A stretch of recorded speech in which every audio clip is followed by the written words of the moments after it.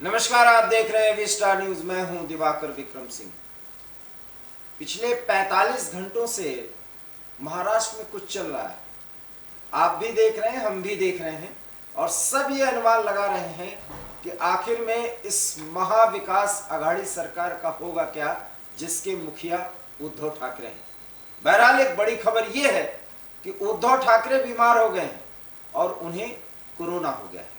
Corona positive होने के बाद उद्धव ठाकरे फिलहाल अपने घर में ही रहते हुए ऑफिस के सारे कामों को देख रहे हैं और वो भी मैनेजमेंट कर रहे हैं जिस मैनेजमेंट की दरकार फिलहाल नहीं थी, लेकिन उन्हें करना पड़ रहा है क्योंकि सरकार बचाना है। राज्यपाल भी बीमार हो गए हैं क्योंकि उन्हें भी कोरोना हो गया है। दो प्रमुख पदों पर बैठे हुए लोगों को कोरोना हो चुका है और महाराष्ट्र में महाविकास आघाड़ी सरकार की स्थितियां इस समय फिलहाल बहुत ही मुश्किलों भरी हैं। इन्हीं परिस्थितियों में महाराष्ट्र की महाविकास आघाड़ी सरकार का क्या होगा, इसका सभी अनुमान लगा रहे हैं और सभी ये प्रयास कर रहे हैं कि आखिर में इस सरकार को कैसे बचाया जाए। लोकतांत्रिक ढंग से चुनी हुई महाविकास आघाड़ी सरकार को बचाने की ढेर सारी कवायदों के बीच जो संकट में सरकार है, उसकी मुख्य बातें आप स्क्रीन पर हमारे देख रहे हैं। संजय राउत के बयान के बाद महाराष्ट्र में सियासी हलचल तेज हो चुकी है। महाराष्ट्र में विधानसभा भंग होने के आसार हैं, ये संजय राउत ने कहा है। महाराष्ट्र के मुख्यमंत्री उद्धव ठाकरे दे सकते हैं इस्तीफा, ये संजय राउत कह रहे हैं। देवेंद्र फडणवीस के घर पर जुटने लगे हैं बीजेपी विधायक और अब हम आपको बता रहे हैं कि बैठक चल भी रही है। देश में सौदे की राजनीति हो रही है, ये कमलनाथ कह रहे हैं, जो कांग्रेस का इस समय सिर्फ प्रभार संभाल रहे हैं और मैनेजमेंट को भी देख रहे हैं। कोरोना संक्रमण के कारण सीएम उद्धव कर रहे हैं वर्चुअल बैठक, ये मुख्य बात जो हमने आपको बता दी। आदित्य ठाकरे ने ट्विटर बायो से मंत्री पद को हटा दिया है, मतलब साफ है। संजय राउत के बयान के बाद सियासी हलचल तेज हो चुकी है। महाराष्ट्र में विधानसभा भंग होने के आसार हैं। खैर, ये बातें तो आप समझ सकते हैं कि महाराष्ट्र में सब कुछ अच्छा नहीं चल रहा है। दो ऐसी बातें हैं जिसका जिक्र किया जाना चाहिए। गुजरात का सूरत और असम की राजधानी गुवाहाटी दो ऐसे केंद्र हैं जहां पर महाराष्ट्र के सियासत की इबारत लिखी जा रही है। उसका पूरा मजमून क्या होगा ये समय आने पर पता चलेगा, लेकिन जरा इस मजबूर सरकार की स्थितियों को आप देखिए कि वहां पर हो क्या रहा है। एक मुख्यमंत्री जो अपने घर पर बैठ करके एक तरफ प्रदेश का कामकाज देख रहे हैं, दूसरी तरफ नाराज विधायकों को मना रहे हैं, तीसरी तरफ महाविकास आघाड़ी के दो घटक उनको क्या निर्देश दे रहे हैं ये भी वो सुन रहे हैं और सब कुछ सुनते हुए मजबूर हैं उद्धव ठाकरे, जो बाला साहब की विरासत को आगे बढ़ा रहे हैं। महाराष्ट्र की राजनीति की ये कैसी विडंबना है और बेमेल सहयोग और संबंध का ये क्या असर है और क्या उसकी पराकाष्ठा है, ये महाराष्ट्र से अच्छे तौर तरीके से आप और कहीं नहीं देख सकते। जिसे आप देखिए, कम से कम सियासी घटनाक्रम के इस परिप्रेक्ष्य में अगर देखा जाए तो कम से कम यह अब कहा जा सकता है कि जिस तरीके से बेमेल संबंधों के आधार पर कोई संबंध स्थायी नहीं होते, वैसे राजनीति में भी ये संबंध स्थायी नहीं होते। हालांकि राजनीति में कोई भी तथ्य, कोई भी सिद्धांत स्थायी नहीं होता, वो भी व्यवहारिक पक्ष में। लेकिन महाराष्ट्र में हो क्या रहा है ये हमें समझना होगा।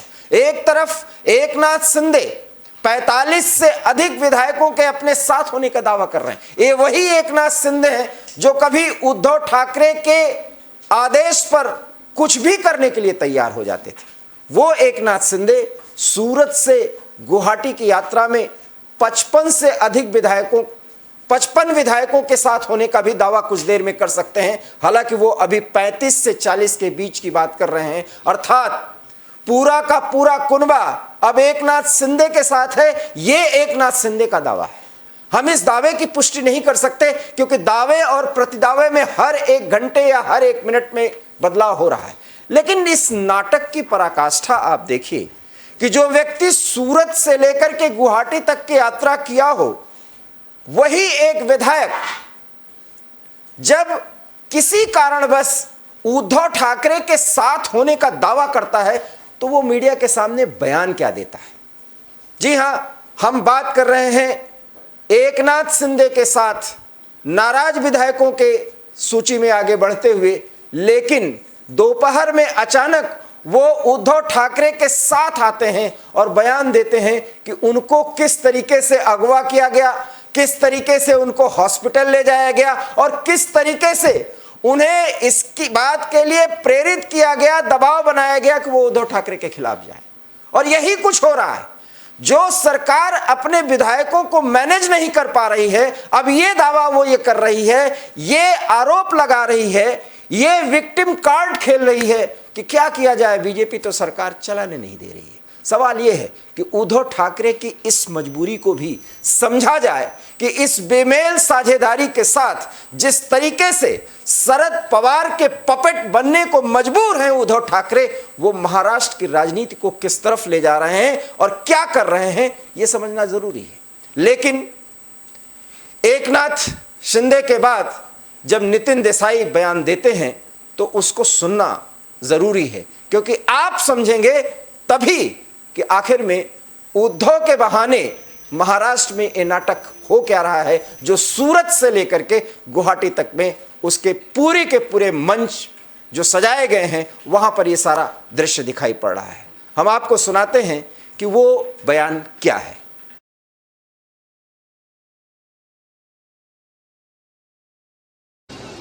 मैं कोई वाहन आया तो वाहन में मैं बैठना चाहता था, लेकिन कोई वाहन में मेरे को बैठने नहीं देते थे। बाद में 100-150 पुलिस ने उठा के मेरे को हॉस्पिटल में लेके गए और वहाँ ऐसा एक नाटक रचा है कि मेरे को अटैक आ गया। मैं ऐसा संदेश दिया, लेकिन अटैक आने का कारण बता के कुछ तो भी मेरे बॉडी पे प्रक्रिया करना चाहते थे, अभी मेरा घात करना चाहते थे।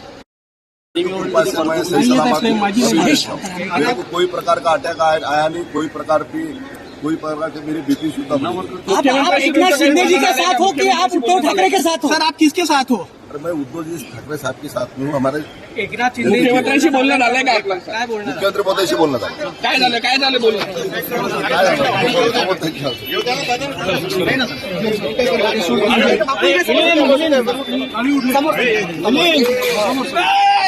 एकनाथ शिंदे गटांसोबत गेली होती, वापस का आली?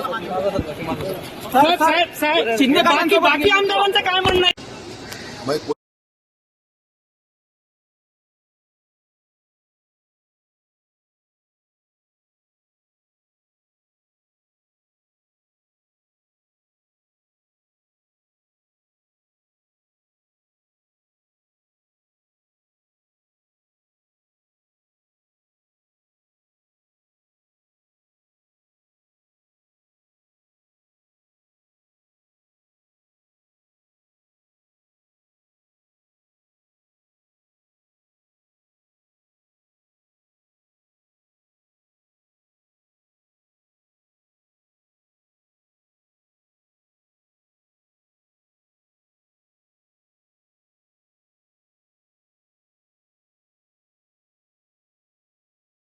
कि ये सरकार शायद इस्तीफा देने की तरफ आगे बढ़ रही है। मुख्यमंत्री इस्तीफा दे सकते हैं और इस्तीफा देंगे, क्योंकि 35 से 45 विधायक उनके अब साथ नहीं है, ये वो जान चुके हैं। सारा मैनेजमेंट फेल हो चुका है। लेकिन एक विधायक की एंट्री होती है और वो नितिन देशमुख बताते हैं कि उन्हें किस तरीके से सूरत से लेकर के गुवाहाटी में प्रेरित किया गया, दबाव बनाया गया कि वो वर्तमान उद्धव ठाकरे सरकार का साथ छोड़ दें। लेकिन वो बाला साहब की विरासत को आगे बढ़ाना चाहते हैं और उद्धव ठाकरे के साथी हैं, इसलिए वो सार्वजनिक तौर पर यह कहना चाहते हैं कि विधायकों के साथ सब कुछ अच्छा नहीं चल रहा है। मतलब इस पूरे नाटक का कथानक अब कौन लिख रहा है, ये आप समझ सकते हैं। और हमने कहा था कि इस सरकार को बचाने का अंतिम प्रयास सिर्फ और सिर्फ महाराष्ट्र की राजनीति में, और कहा तो यह भी जाए कि देश की राजनीति में भी चाणक्य की भूमिका अदा करने वाले शरद पवार भी हो सकते हैं और शरद पवार कुछ ऐसा ही करने की कोशिश कर रहे हैं जो आपको दिखाई नहीं पड़ रहा, क्योंकि महाविकास आघाड़ी सरकार को बचाना उनका परम कर्तव्य है। जो कुछ भी आरोप एकनाथ शिंदे उद्धव ठाकरे के ऊपर लगा रहे थे वो एक आम विधायकों और कार्यकर्ताओं की मंशा रही है, जो नाराज हैं, जो नहीं चाहते कि बाला साहब की विरासत को कुछ इस तरीके से खत्म किया जाए जैसा महाविकास आघाड़ी सरकार चलाने के नाम पर खत्म किया जा रहा है। और यही सब कुछ हो रहा है। इसलिए उद्धव ठाकरे को कोरोना हो गया है, कोरोना पॉजिटिव हो चुके हैं वो, और राज्यपाल को भी कोरोना पॉजिटिव बताया गया है। लेकिन इस शांति के बीच जब दो बड़े पद पर बैठे हुए लोग कोरोना पॉजिटिव हैं तो अभी शायद कुछ और विधायक मैनेज किए जाएं दोनों तरफ से। एक नाराज खेमा है और एक खेमा ऐसा है जो ये कह रहा है कि सब कुछ बेहतर हो जाएगा, जिसमें पूरे महाविकास आघाड़ी के सारे कुनबे लगे हुए हैं।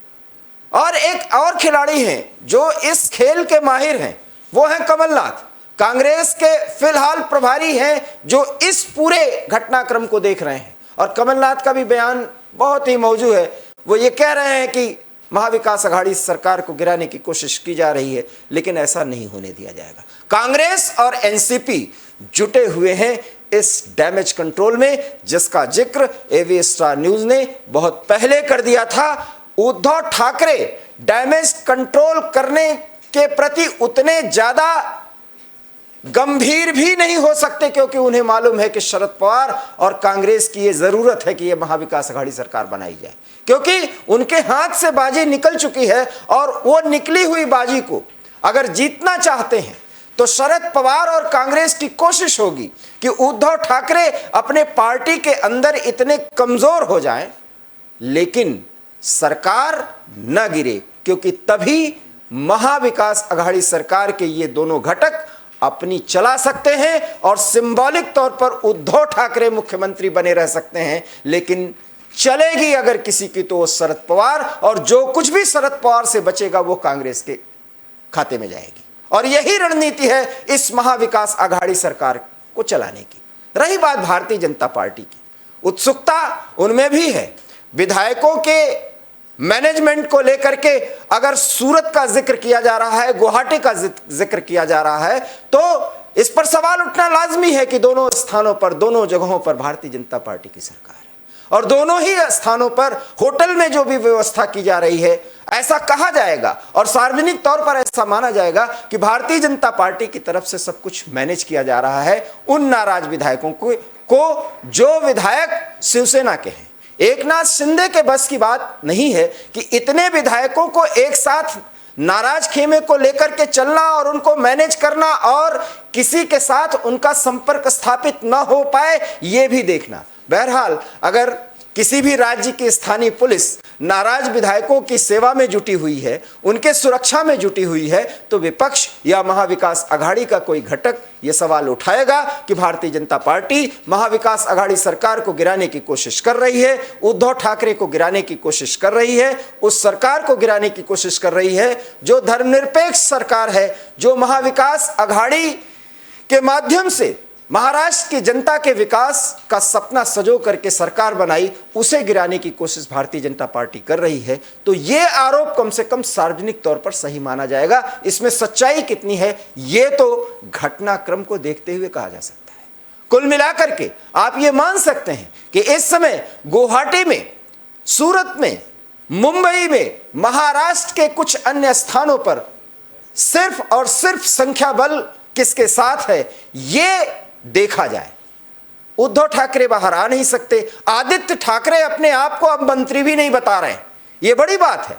और ऐसा सोचा जाना चाहिए कि शायद अब ये वो स्थिति आ चुकी है जब संख्या बल मैनेज ना हो पाए तो राज्यपाल को त्यागपत्र सौंपने के अलावा और कोई चारा नहीं रहेगा और शायद तभी इज्जत बच जाएगी। हालांकि बाला साहब की विरासत को बचाए रखना और उसको बचाने का दावा करने का जो भी कुछ कहा जा रहा है उसमें अब उतनी सच्चाई नहीं रही है, लेकिन अब भी बाला साहब की विरासत के जो भी पक्ष हैं, खास करके उनके पुत्र उद्धव ठाकरे जो वर्तमान समय में मुख्यमंत्री हैं और बहुत मुश्किलों में हैं, उस सरकार के प्रति एक आम शिवसेना की जो सोच है, उसका जो सेंटिमेंट्स है, वो कितना भावपूर्ण है, ये आप इस वीडियो के जरिए देख सकते हैं, जहां एक कार्यकर्ता शिवसेना के भविष्य को लेकर के रोते हुए दिखाई दे रही है।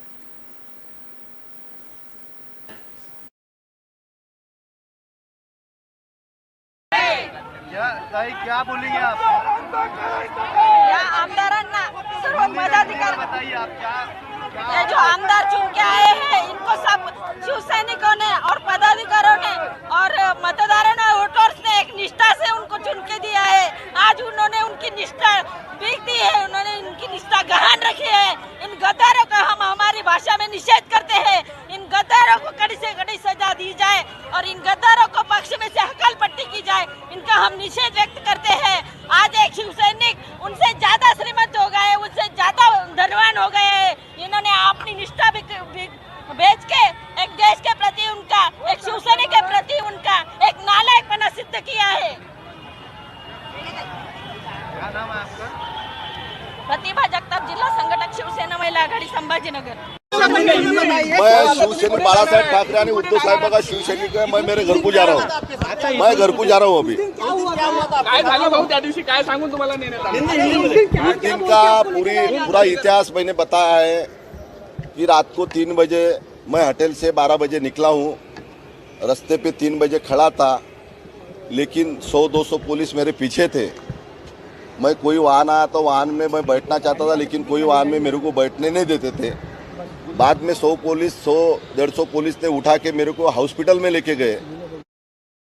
देखा कि दुख है शिवसेना के कार्यकर्ताओं को, जो ये चाहते हैं कि उद्धव ठाकरे की सरकार बची रहे।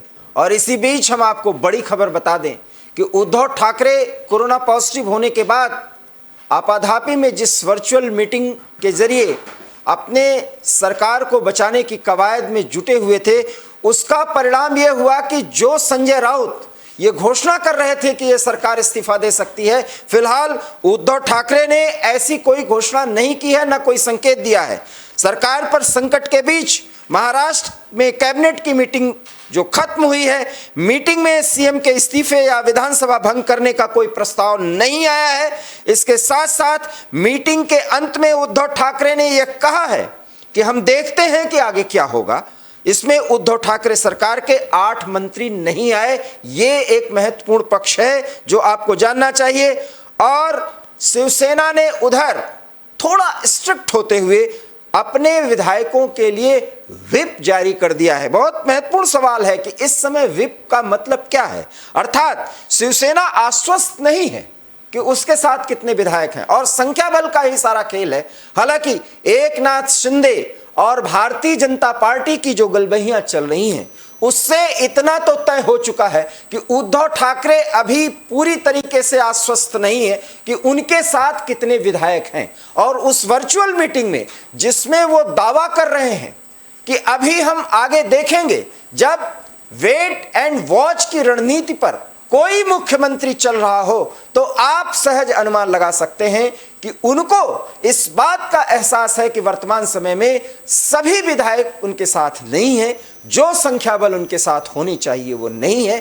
35 से अधिक विधायक अगर उद्धव ठाकरे के सरकार के साथ न तो संवाद कर पा रहे, न तो मीटिंग में भाग ले पा रहे हैं, और न ही कुछ ऐसा संकेत दे रहे हैं कि वो उद्धव ठाकरे के नेतृत्व में महाविकास सरकार आघाड़ी को आगे बढ़ाएंगे या उसके पार्ट बनेंगे, तब तक ये कैसे कहा जा सकता है कि उद्धव ठाकरे की कुर्सी महफूज है। बहरहाल वो महफूज है या नहीं, लेकिन वस्तुस्थिति है कि फिलहाल जब हम आपसे संवाद कर रहे हैं तो उद्धव ठाकरे बीमार मुख्यमंत्री के रूप में कोरोना पॉजिटिव होते हुए अपने घर पर ही दफ्तर चलाते हुए वर्चुअल मीटिंग्स और महाविकास आघाड़ी के 2 ऐसे संकट मोचक कमलनाथ और शरद पवार से बातचीत कर किसी तरीके से इस आघाड़ी सरकार को बचाने की कोशिश कर रहे हैं। लेकिन यह कोशिश तभी कामयाब होगी जब गुवाहाटी से कुछ और विधायक लौटे और वो ये दावा करे कि भारतीय जनता पार्टी ने पिछले 40 घंटों के दौरान उन विधायकों को किस तरीके से लालच देकर के उद्धव ठाकरे के खिलाफ उन्हें आगे आने के लिए प्रेरित किया। अगर ये सब कुछ कहलवा दिया गया तो यकीन मानिए, जिस बात पर एवी स्टार न्यूज ने आपके साथ चर्चा की और बराबर ये कहा कि संकट मोचक के रूप में शरद पवार ही आएंगे, और जिस नाटकीय अंदाज में वो ऐसे समय पर क्राइसिस मैनेजमेंट करते हैं, उसका तौर तरीका राजनीति को जानने और समझने वालों को पता है, और शायद अंतिम दांव शरद पवार खेलेंगे और ये सरकार किसी तरह से बच जाएगी। लेकिन सवाल ये कि इस 4 साल के दौरान 3 बार गिरती हुई उद्धव ठाकरे की सरकार क्या बाला साहब के विरासत के साथ एक मजाक नहीं कर रही है? ये सवाल हर एक शिवसैनिक आने वाले समय में पूछेगा। यही नहीं, महाराष्ट्र की जनता भी आने वाले समय में ये सवाल करेगी। रही बात भारतीय जनता पार्टी की, तो अगर कुर्सी के लालच में बहुत जल्दबाजी करने की कोशिश की तो भारतीय जनता पार्टी महाराष्ट्र इकाई को भी बहुत शुभ परिणाम मिलेंगे, ऐसा कतई नहीं कहा जा सकता। इसलिए लालच को छोड़कर बदलते राजनीतिक घटनाक्रम में सिर्फ और सिर्फ यही देखना दिलचस्प होगा कि बाला साहब की विरासत के साथ कौन कौन किस किस स्तर पर नीचे जाकर के ऐसा खेल खेल रहा है जिसमें ये कतई नहीं कहा जा सकता कि वहाँ स्वाभिमान है और सिद्धांत है, और सिद्धांतों के साथ कोई समझौता नहीं किया जा रहा है। जिस सिद्धांत के साथ समझौता उद्धव ठाकरे करके मुख्यमंत्री पद को बचाने की कवायद में जुटे हुए हैं, वहाँ वो फिलहाल बहुत कमजोर नजर आ रहे हैं। क्या होगी उनकी आगे स्थिति? क्या ये सरकार इस्तीफा देगी या संकट मोचक शरद पवार, उद्धव ठाकरे और कमलनाथ की तिकड़ी भारतीय जनता पार्टी पर आरोप लगाते हुए अघाड़ी सरकार को बचा लेगी? ये देखना दिलचस्प होगा। एवी स्टार न्यूज इसकी खबर आप तक पहुंचाएगा और विश्लेषण भी प्रस्तुत करेगा। लेकिन फिलहाल आप हमें दीजिए इजाजत, देखते रहिए एवी स्टार न्यूज, क्योंकि यहां खबरों का सिलसिला कभी नहीं थमता। फिलहाल दीजिए इजाजत, नमस्कार।